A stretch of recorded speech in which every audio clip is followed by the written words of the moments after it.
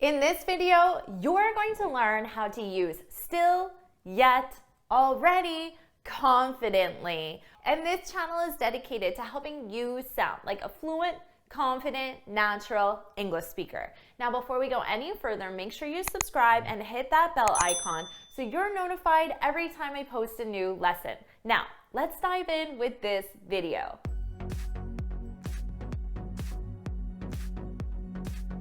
Let's talk about 3 confusing words in English: still, yet, and already.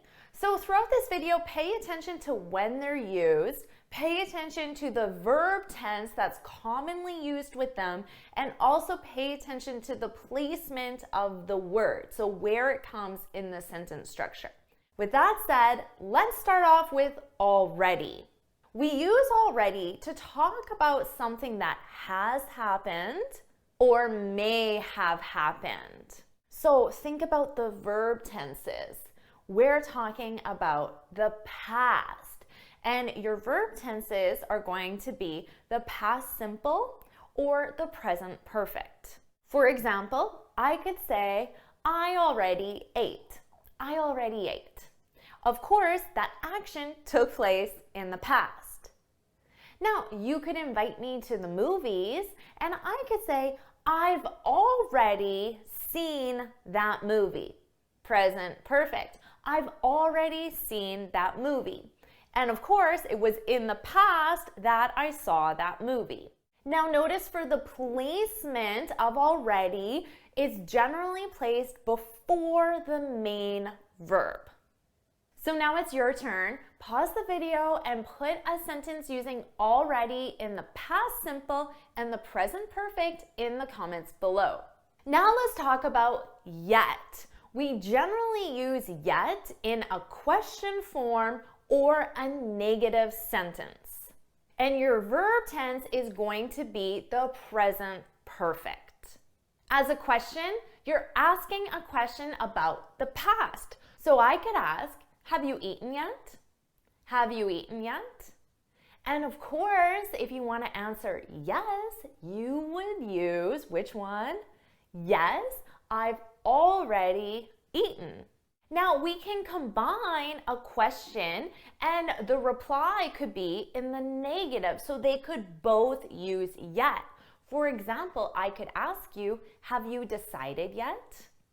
And your answer in the negative would be, no, I haven't decided yet.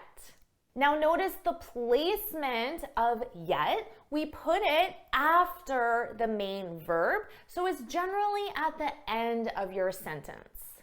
All right, so now why don't you try a question with yet and then a reply to that question, and your reply will be in the negative as well. So put those 2 examples in the comments. Now let's talk about still.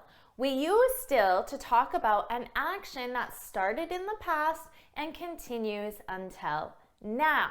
Your verb tenses are generally going to be the present simple or the present continuous. For example, I could say, I'm still going to the party. So keep in mind, I made a decision to go to the party maybe last week, okay? I said, I'm going to the party.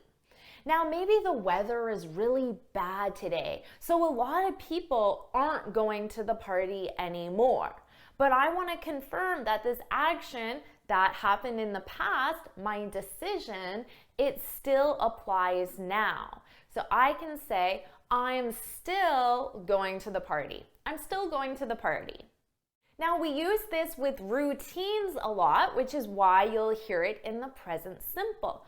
For example, I could say, I still go to the gym every day. So I started going to the gym every day in the past, maybe a month ago. So my friend, who I haven't seen in a while, wants to know if I still go to the gym. And I could say, yeah, I still go to the gym every day. Now notice the placement of still, just like with already, we're going to put it before the main verb.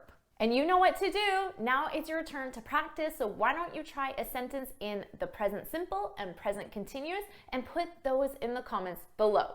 All right, now you know how to use still, already, and yet confidently. If you found this video helpful, please hit the like button, share it with your friends, and of course, subscribe. And until next time, happy studying.